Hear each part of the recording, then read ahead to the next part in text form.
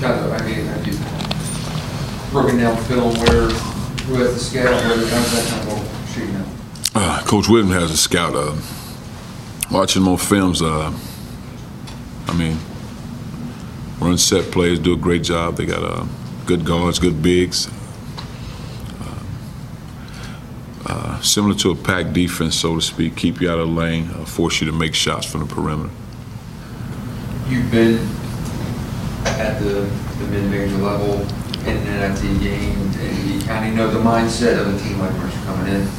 That kind of gets a chance to take down a major conference. Well, I think in this case, that's a little different. I think last year when they played in the CIT, it's probably a great experience for them. I think in this case, they feel like they should have won their league. So you're talking about a team that probably similar to us, it all depends on how many days they had off since their last game to absorb the fact that they probably won an NCAA tournament team, now to get back to work and let's practice. So, but it's also tough, even if the mid-major level you felt like you were winning your league and you had a chance to be an NCAA tournament team and then fall your way. So that can be emotionally taxing as well.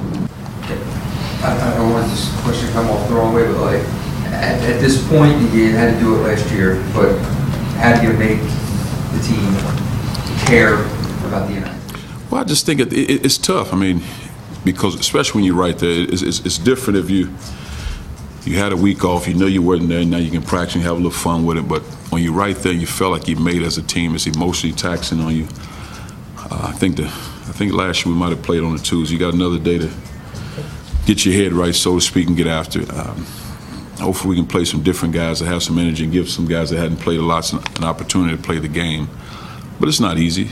We do our jobs as coaches to get our guys ready to play. But you like to think once the ball is tipped, it's basketball, but it's easier said than done. Do you think how you perform in the NIT could have any possible carryover effect to next year?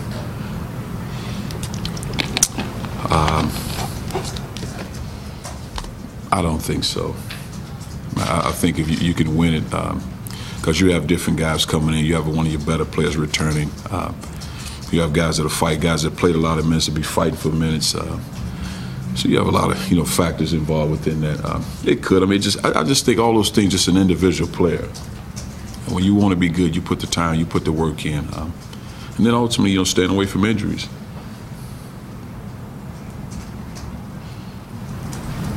So if you don't think there's a carryover effect, what positives can come from this? It's basketball, because you get better. I like to think for us when I coached at Missouri State, you went to the CIT one year, then all of a sudden next year you win the league at 15-3. So I thought it was great for our guys because you had the bulk of your team returning. I think the same can be done for these guys if you take it the right way. Because you can't think you're bigger than NIT. Whatever happens, because you had an opportunity to be in the NCAA tournament team, we didn't. It's part of it. So I make all these cases and scenarios, but at the end of the day, we got to do everything within our power. As a coach, I sit there and say, what could I have done? Okay, get this extra win. You had a game here, you could have won it. Georgetown, one pass away from winning the basketball game. So all those things, I mean, you got to look in the mirror first, because once again, you keep it out of committee's hand, you do your job, we don't have a problem.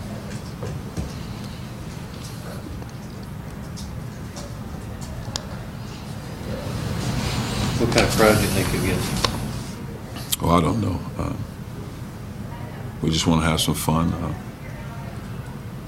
I thought we had great energy last year in NIT with some fans. I thought they had tremendous level of energy.